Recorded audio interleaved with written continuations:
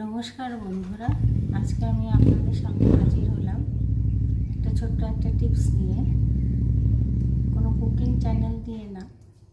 টিপসটা হলো, বর্ষাকাল আর খুব মাথা দিয়ে চুল উঠছে।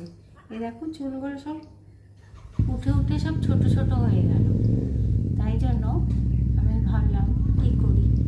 তো ইন্টারনেটে অনেক পড়ে আমি দেখলাম এক জায়গায় যে লেখা আছে কারি পাতা বয়েল করে নিতে হবে। এই বয়েল করে নিয়েছি, ধোঁয়া উঠছে। এর আগেও করেছিলাম। তো সেটা হলো করে তারপরে একটা বটলের মধ্যে, ছোট একটা বটলের মধ্যে ছেনে রাখতে পারো।